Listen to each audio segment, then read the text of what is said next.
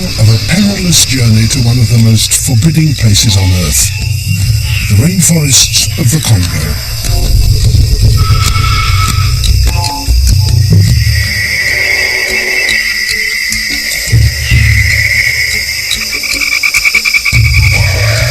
We're searching for one of our closest relatives, Africa's largest primate. This remarkable creature has, until now, remained unknown to us in the wild. Yet if we can discover its true character, we may find vital clues to our own human nature. We're here on the trail of King Kong.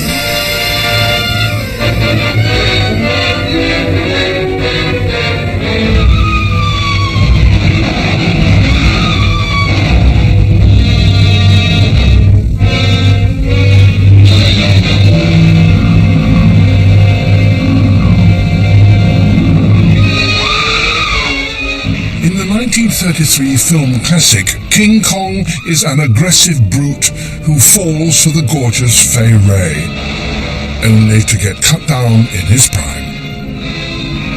The story was based on early accounts of a supposedly vicious ape, but how true to life was it?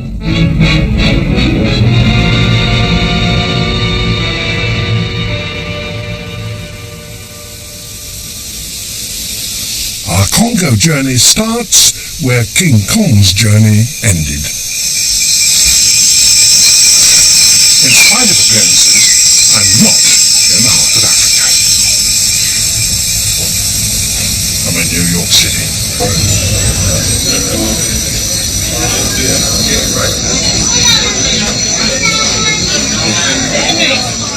Nearly every gorilla in every zoo around the world is a lowland gorilla, brought from the Congo years ago and now born and bred in captivity.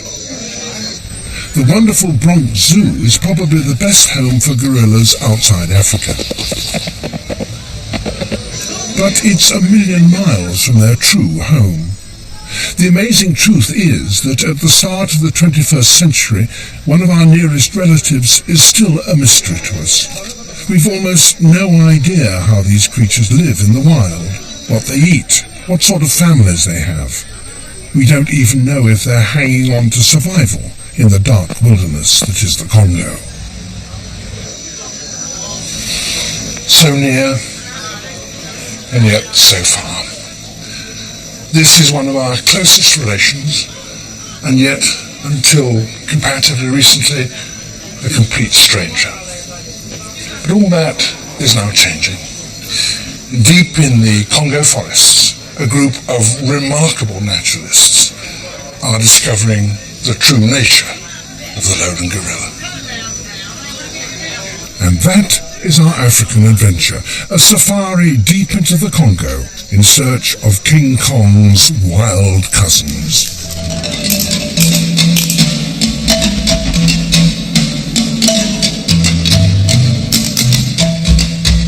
First stop is the Atlantic coast of Africa, Libreville in Gabon. This is the safest route in to the Congo forests. The man charged with this toughest of filming ventures is Gavin Thurston, with his assistants James and Ralph. I've been filming wildlife for 20 years, but I reckon this project is going to be my biggest challenge so far. And to be honest, I'm a bit wary. Civil war, malaria, and we've all heard frightening stories about charging gorillas. Picking up our last-minute supplies in the market, there are some shocking signs that the forests we're heading into are under threat. We're off into the unknown,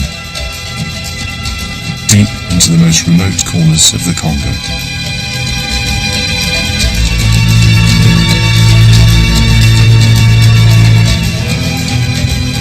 My first impression was that we were flying over the broccoli counter at Tesco's. I was amazed at the sheer scale of it.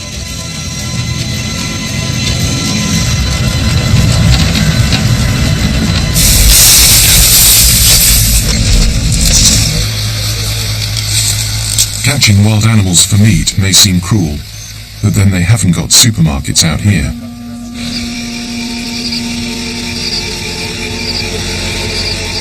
The Heart of Darkness got its name from shocking accounts and images sent back by the first explorers. They told stories of a hideous creature, half man, half beast, with an awful expression like a nightmare vision.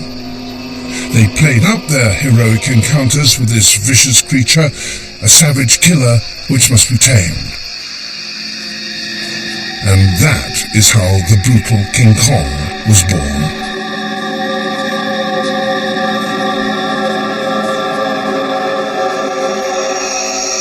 But very few lowland gorillas have ever been seen alive in their natural home. Almost everything we know of gorillas has come from a handful of mountain gorillas living on the hills and peaks along the eastern edges of the Congo.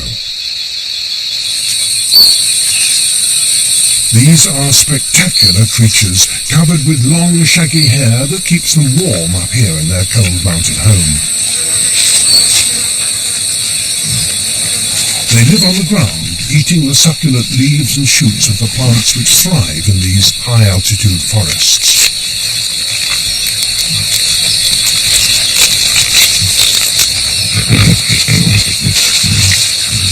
But in truth, these are rare oddities. There are perhaps only 400 or 500 mountain gorillas left in the wild, and we know about them mainly because they've been habituated to human presence. You can even take tourist trips to visit them.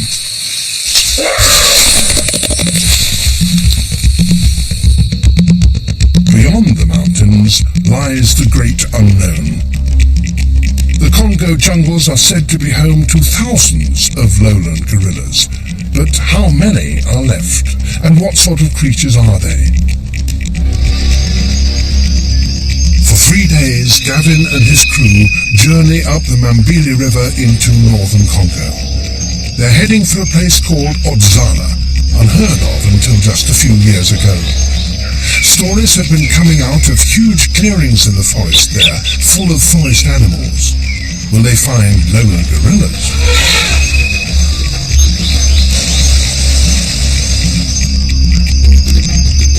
By now, Ralph, James and Gavin are deep in the Congo. It's a hostile world.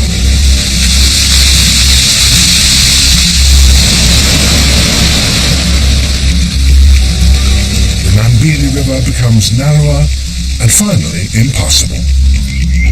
From here on, it'll have to be on foot. The Congo forests are said to be full of elephants, antelopes and apes. But Gavin and his crew will be lucky to see anything. Forest animals have incredibly sensitive sight and smell and hearing, and they won't hang around to see who the visitors are.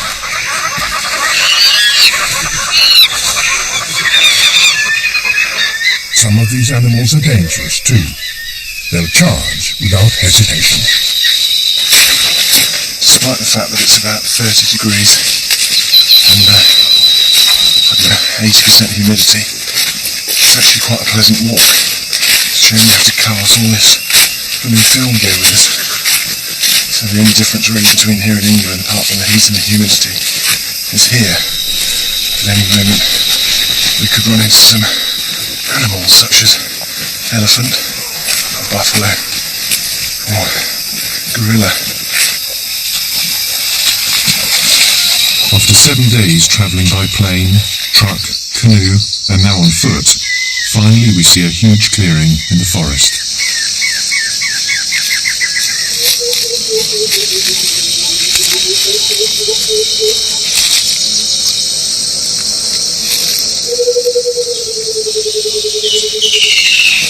Amazingly, we've seen our first silverback gorilla. But it's encouraging to know that they're actually here. We've seen one within the first few minutes.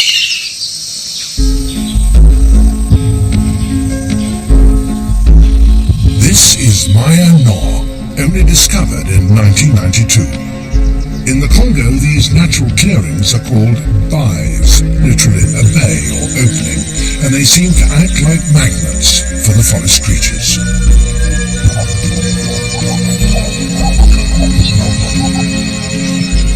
Maya Nor is one of the great wildlife discoveries of recent times. A magical, mysterious place. A vast arena in the midst of impenetrable jungle.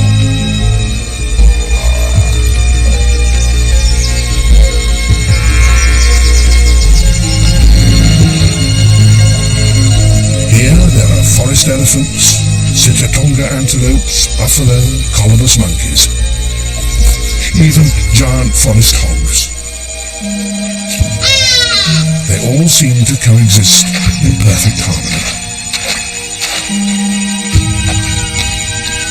Even that most elusive of forest antelopes, the bongo, comes to Myanmar.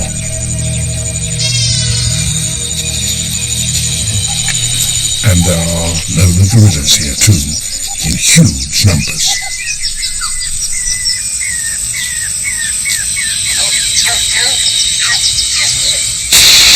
This is how I imagined the Garden of Eden, a place where all the forest animals come together to eat and play and socialize.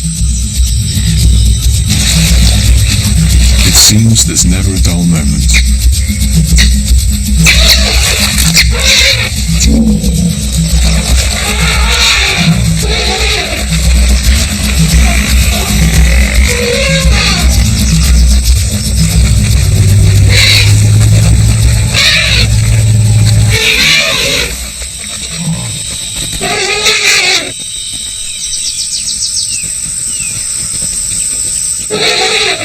What a sight!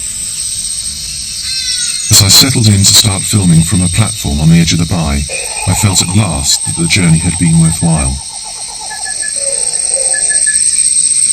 I'd never expected to see so many lowland gorillas, and they look quite different from the mountain gorillas. The hair on their heads is chestnut-coloured. They're much more brown, except of course the big male silverbacks, and they're much less hairy altogether.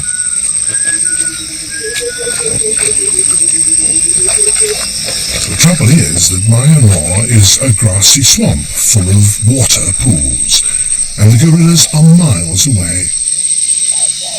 Gavin's never going to get intimate shots of them from here. He's going to have to find a way of getting a bit closer.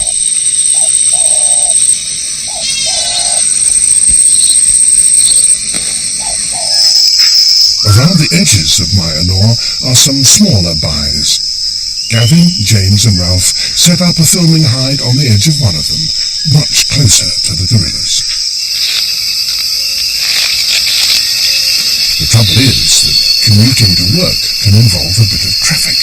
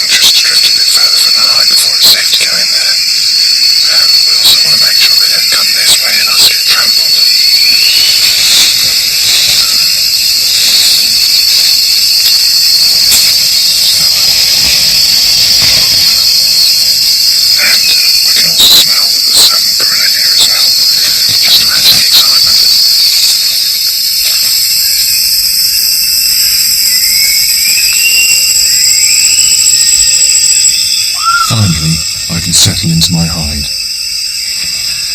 It's like a steam room in here, but hopefully it'll get me closer to the gorillas. The gorillas spend their nights in the forest, only coming out here during the day. A huge silverback, an adult male weighing nearly 200 kilos, leads his family into the Bai. He appears to have a harem of 4 females, each with their young. They've obviously come to feed, but on what? Do these plants provide nutrition they can't find in the forests? The youngsters seem to depend entirely on their mothers. Hitchhiking on Mum's back is standard travel. The silverback seems pretty laid back, not at all an offensive brute.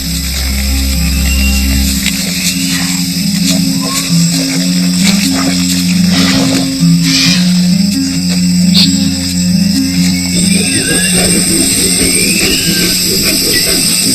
only sign of aggro here comes from two females, obviously in dispute over something. But what? Is it over their rank in the pecking order? The care of young? A tussle over food? It's impossible to say. The gorillas are coming close. A bit too close for my liking. They seem to be noticing the reflection in my lens. 200 kilos of sheer muscle, and the only thing between me and this silverback is a thin sheet of nylon. And he's clearly not happy. Silverback gorilla that was in the pie has just charged on into the forest, and he was barking loudly.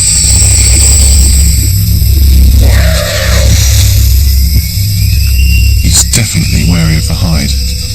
Perhaps he sees it as a threat.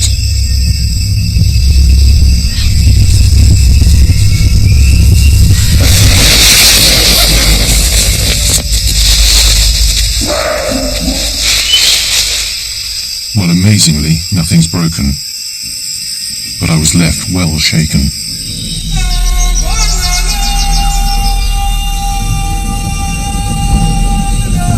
It's not called rainforest for nothing. At this time of year, there's a downpour nearly every day, and the gorillas seem to understand that a wide open space isn't a clever place to hang out during a thunderstorm.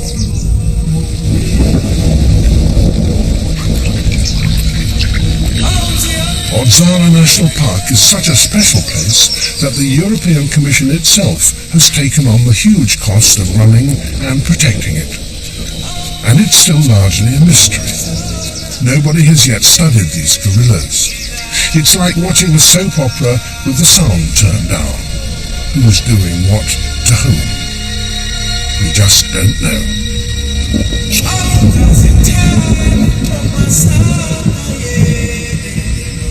But there are stories of another place, yet deeper in the Congo forests, where two young naturalists have started an intimate study of gorilla family life. Gavin heads eastwards to investigate. Loggers have cut a wide road through this pristine forest to reach some of the best timber in the world. Nearly every patch of forest in the Congo has been assigned to some logging company somewhere.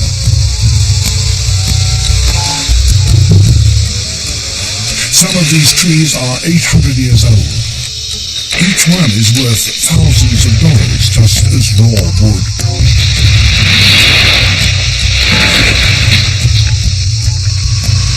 And for a poor African country, it's tempting to cut it down, cash it in.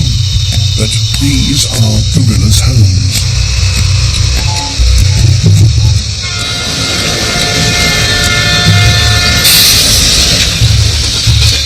Great mechanical caravans carry the timber away, siphoned out of the Congo by truck and train. But Gavin is heading the other way, to a wild-looking place even the loggers have not yet reached.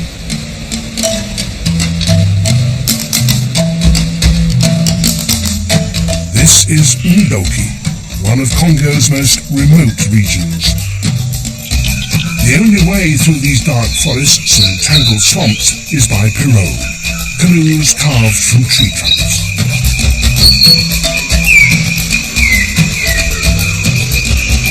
The Ndoki River leads to the tiny Mbeli stream, the only route to another remarkable bay. Mbeli.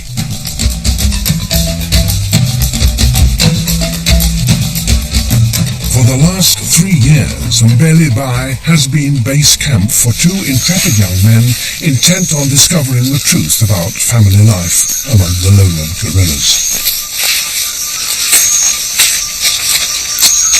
10 hours a day, 7 days a week, come rain, come shine, Richard Parnell from England and Dave Morgan from Florida come to their platform. Armed with telescopes, cameras and notebooks, they record the comings and goings here at Gorilla Junction. Dave and Richard are incredible. They've identified over 130 individual gorillas who come to the Bai. At this stage, they all look the same to me.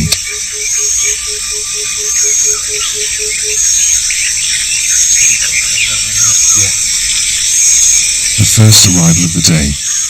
Who is it? Which family is it? Are they all here? Dave and Richard reckon there are about 14 families coming here regularly, plus quite a few lone silverbacks. But why do they come? Is this a giant salad bar, or just a place to socialise? Is it a pickup joint for the lone silverbacks? It looks like Clive is moving across, but he seemed a little bit alert to me. Clive leads his family into the open, followed by his 3 females and their young. Out here, the normal rules of engagement are ignored. Massive silverbacks, which are usually fiercely protective of their groups, pass within a few meters of each other without any sign of anger. Though if they do come too close, a gentle water splash says, "That's close enough."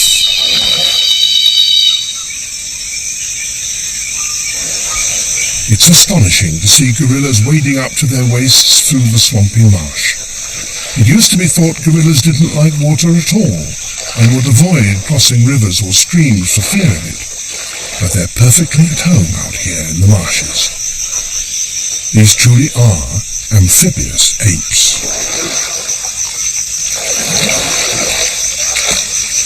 In the deeper streams, the gorillas walk on their hind legs to keep their heads above water. Is this how we first learned to walk upright too? It's easy to imagine that once upon a time our own early ancestors moved like this, taking their first tentative steps to bipedalism.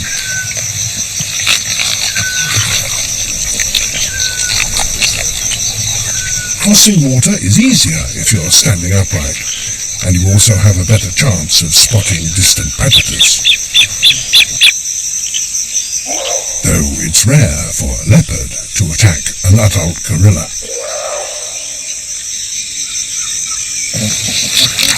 It's the floating mats of vegetation which attract them.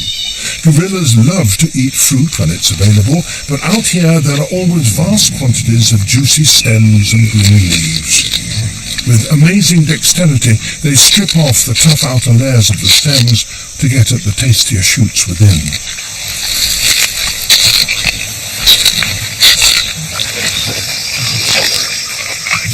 Their hands are huge. Out here in the open there's bright sunlight and copious water, the perfect recipe for green growth. Endless food for gorillas, especially sedges and water lilies. The gorillas stay on average for about 2 hours intensive munching. They come from far and wide to this salad oasis in the midst of the forest.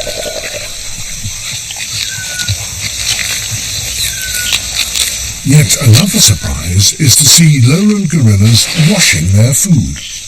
After pulling up a handful of hydrocharis, they give the roots a quick swish through the water to clean off mud and debris. Lowland gorillas are more intelligent than we had assumed. With so much food around and with Dad in relaxed mood, the Bai is a playground for youngsters. A rare opportunity to meet long-lost cousins and maybe even make a few new friends. It's not unlike a primary school playground.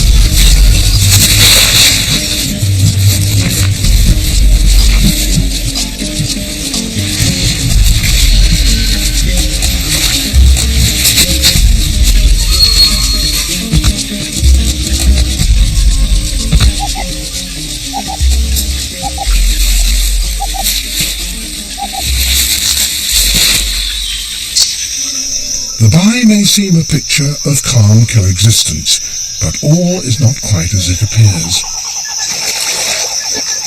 And it's the blackback males that are likely to disrupt things. Between 8 and 12 years old, the young males become these spotty teenagers of the gorilla world, the ones most worried about rank and appearances. These guys have got something to prove.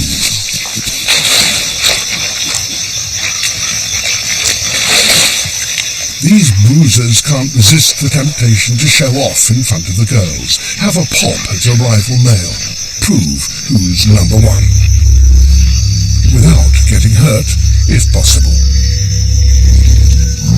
But this is serious stuff.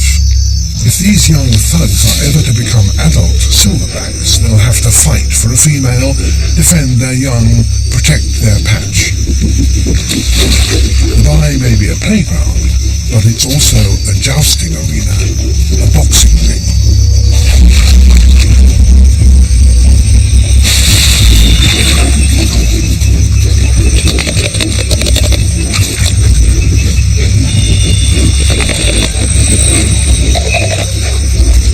Sometimes the roughhousing rouses the real silverbacks.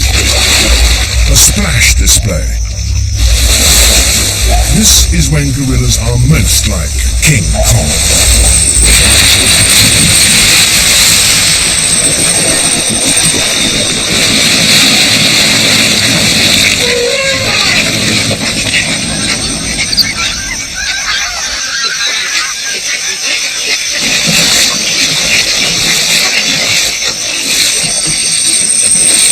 These forests are so remote, so vast, that they're a refuge for many thousands of lowland gorillas, a fabulous natural treasure that's only just been discovered.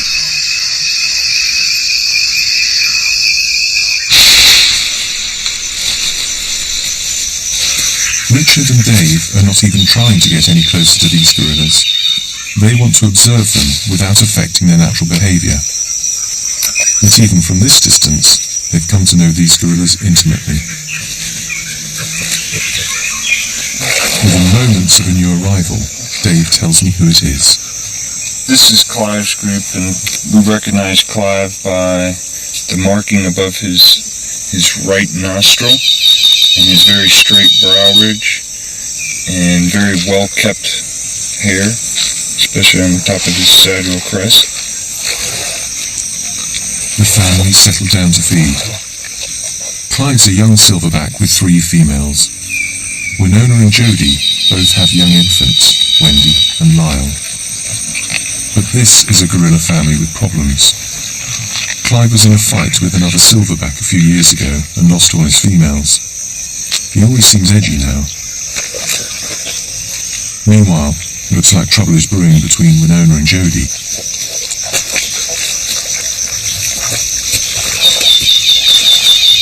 Clive has noticed the strain between them. How will he react? There's some tension building up there, Dave. There's some tension between those 2 females. Yeah, it's Jody. Yeah, Clive spotted it. He's checking them out.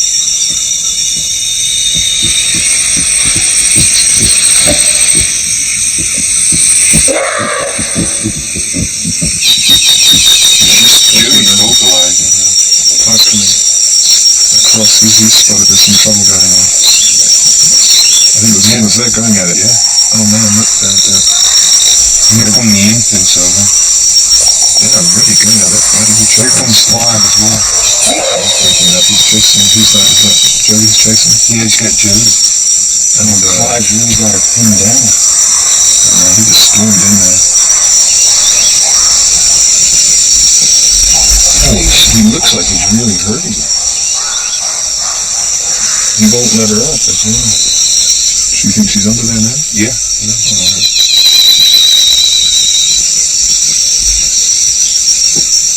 The youngsters are clearly distressed. He's letting her go.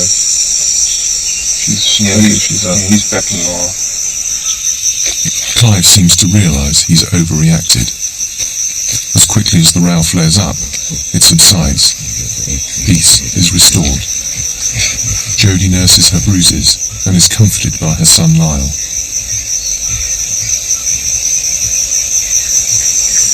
Ah, poor thing. That's what you get if you start biting your fellow females, I guess.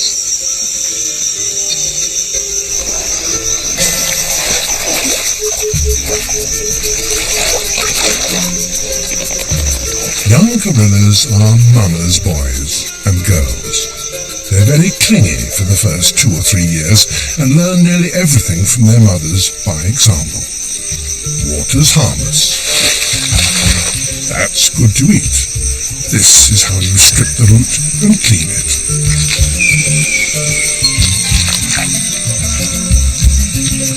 It seems an idyllic life. Apart from leopards, there are few creatures to fear. Gorillas seem at home with their neighbours, the other animals of the forest.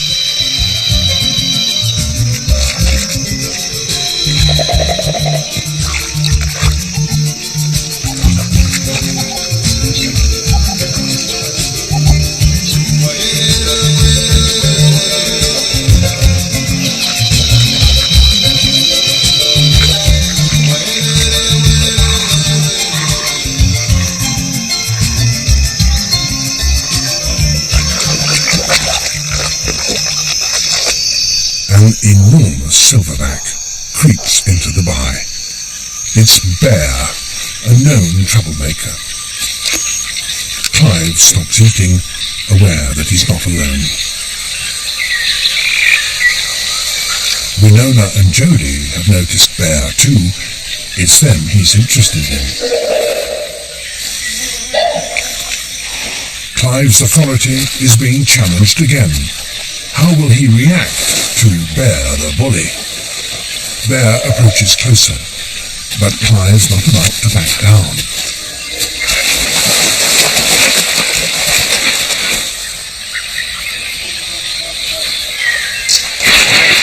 We got a splash display down here. Clive's just splash display. Yeah, so is Bear. Another one from Clive. That's a two-handed splash display there. He's really mad. They're still 50 meters apart, yet Bear decides not to press his threat. To young Miles' delight, Dad wins the day. Bear retreats. As usual, it's all bluff. Gorillas are not like King Kong. If they can settle things without getting hurt, they will. Richard and Dave are pioneers of lowland gorilla behaviour, but as they admit, there's still a huge gap in their knowledge. These gorillas spend nearly all their time in the forest, not out here in the open. Each evening we'd watch the gorillas leave the by, and we'd wonder, what do they get up to in the forest? Can such a large animal really climb these trees?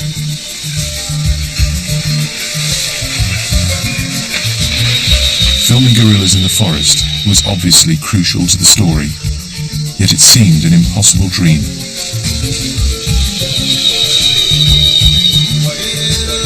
A few months later, we heard stories of a Spanish couple who'd ventured deep into the forests at a place called Lossi, 200 miles away.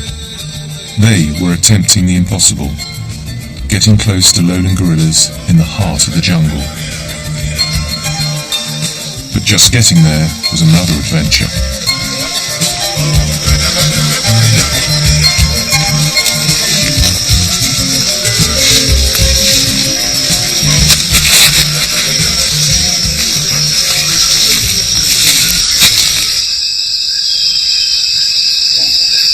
The forests at Lossi are open at the high canopy level, but incredibly dense down near the ground, making travel extraordinarily difficult and sometimes nearly impossible.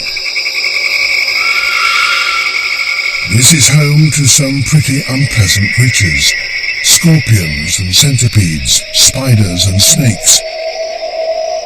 The rhinoceros viper has a venom so powerful it can kill you in minutes. Plus, of course, the usual array of nasty bugs like filaria flies and mosquitoes. There are times when the Congo does seem like Africa's dark heart. Here, with the help of some astonishing trackers, Magdalena Bermejo has spent 6 years following several guerrilla families on foot through the undergrowth, along with her partner Germán.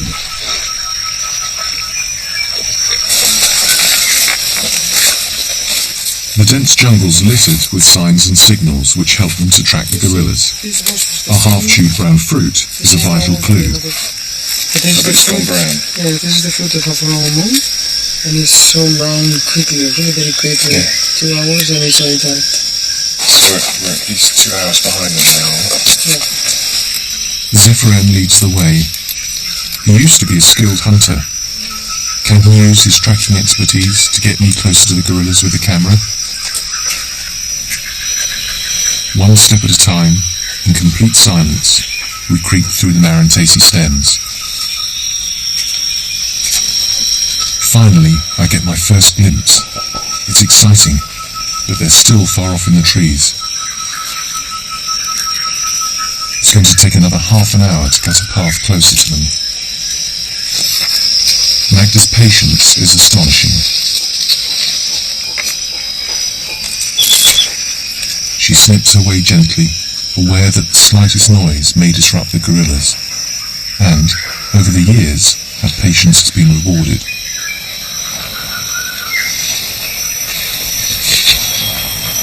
Now I too am within filming distance of lowland gorillas in the forest.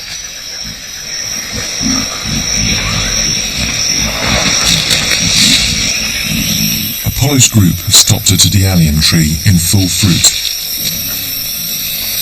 The dominant adults stay near the centre of the tree, where strong branches easily support their weight. Meanwhile, the lower-ranking gorillas have to risk venturing onto the thinner outer branches to find their food.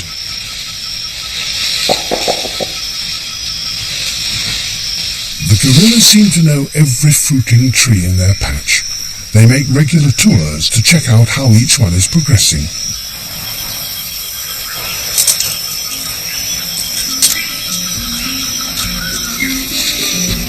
Apollo, the silverback, has found a wild mango tree, a prized fruit for many apes.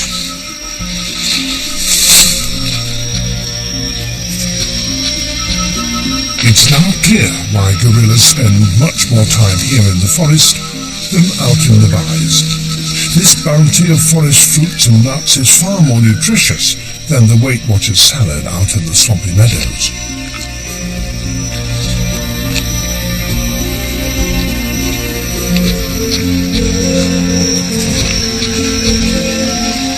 Wild figs are a favourite. The ripest ones are the reddest. Gorillas' huge stomachs are the result of this bulky forest diet, and gorilla flatulence is not unheard of.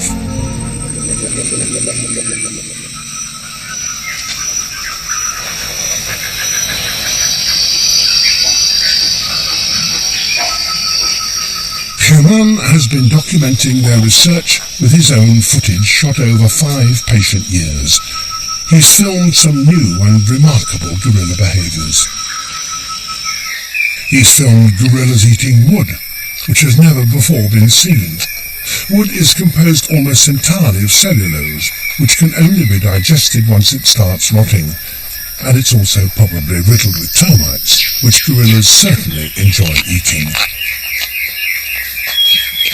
One day, Germán witnessed some really astounding behaviour. This female couldn't reach the tasty wood high up on the trunk. She's rolled over a log nearby and used it as a platform so she could reach her meal. It seemed so easy, so natural, yet tool use like this has never before been seen among gorillas. The more we're finding out about them, the more sophisticated and intelligent they appear to be.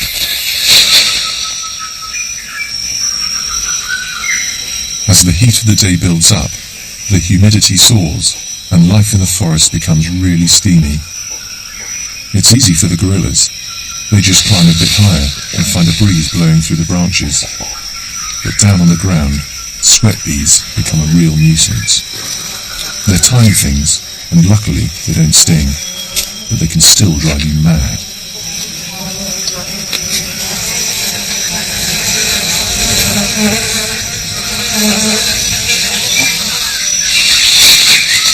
It used to be thought gorillas didn't climb trees at all. Well, they do climb, and they also build nests, snapping leafy branches and folding them inwards to make a soft mattress.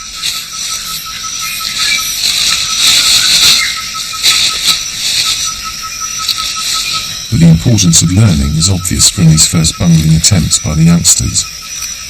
They'll have to watch their parents and practice a bit more if they expect to sleep soundly on beds like these.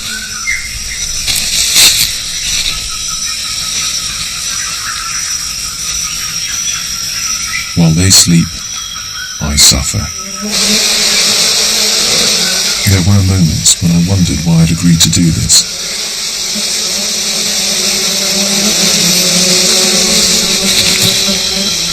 Time to give it a rest for the day.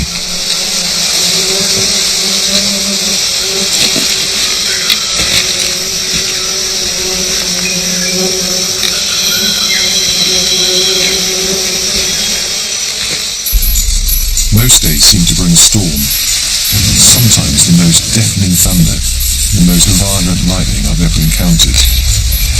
The gorillas would cower from the onslaught, sheltering amongst foliage on the ground. We did the same.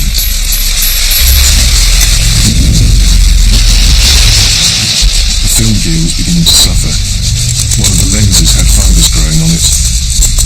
Everything we owned seemed permanently damp.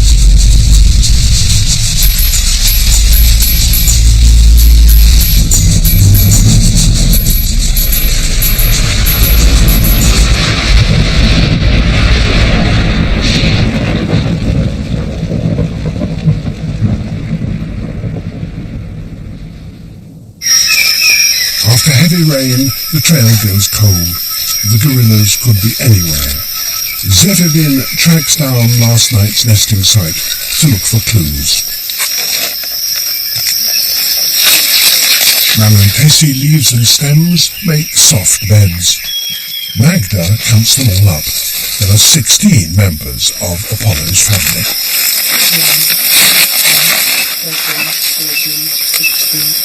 16. Zephyrvin can sometimes tell which bed belongs to which gorilla. This long white hair could only come from the silverback Apollo. And the silverback is the only gorilla that has white hair. But which way did he go?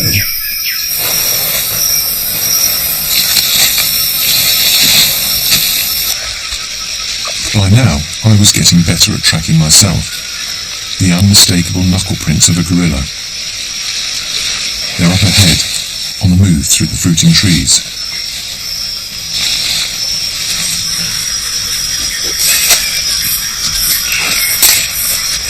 Gorillas have been stripping the bark from this tree trunk.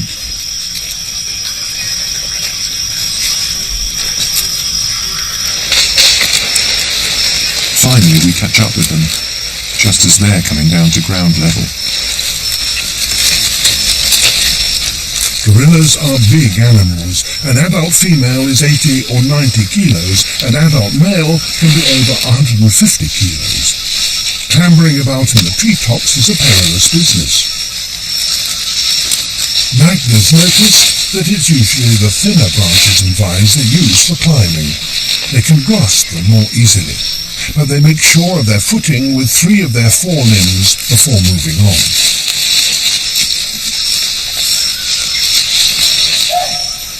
But mistakes are made. Youngsters sometimes falter. And it isn't always an elegant affair.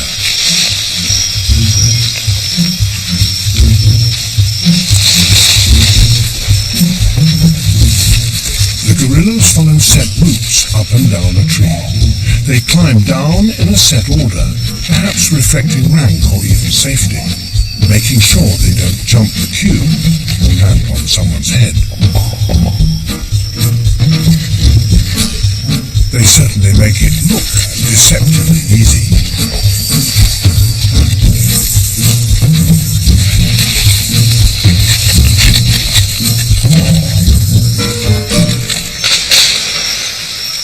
I must admit that crawling around on hands and knees with a huge silverback just meters away certainly keeps you alert. And it's not just gorillas. There's no shortage of wee beasties lurking in the undergrowth, all with teeth or stings.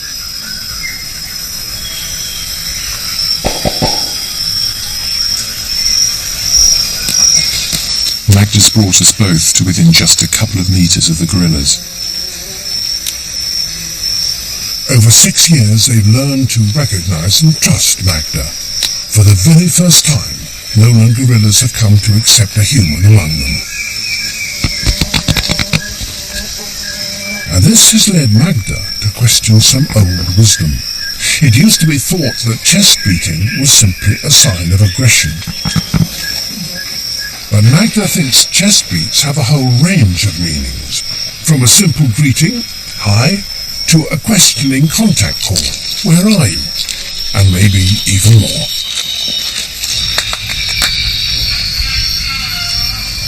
She marks out a rhythm of beats to female Aphrodite, and Aphrodite seems to reply in kind.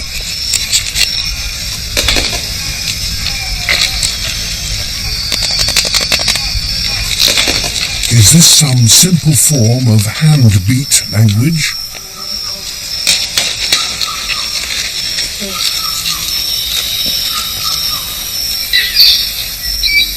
Magda's convinced that these creatures are capable of subtleties we've not yet noticed, let alone understood.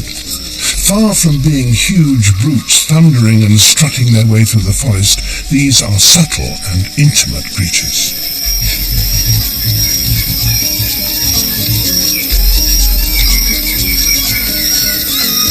One day, I filmed a touching scene between two females. The younger one on the left was obviously trying to befriend her older sister with such intimate and caring gestures. I had no idea gorillas could be so gentle.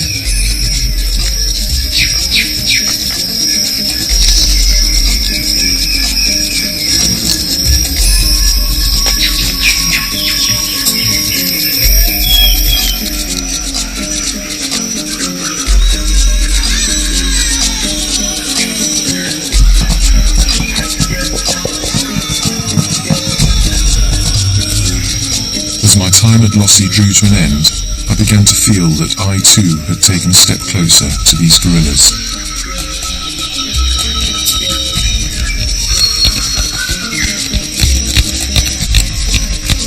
Was young Orfeo saying hello to me?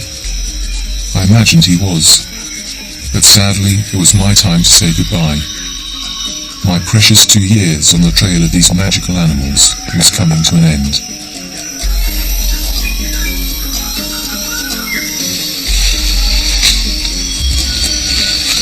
Not King Kong, not an angry ape at all, but more the gentle gorilla. Maybe we ought to hope that we are more like these sensitive creatures rather than less. Perhaps then there will be more hope for us. We might even start to treat these close relations of ours with all the love and respect that they deserve.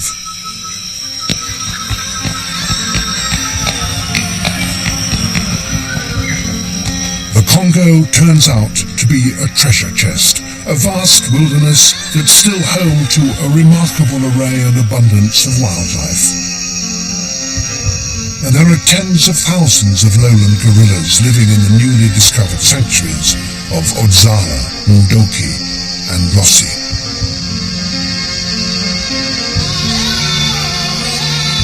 King Kong's cousins live on.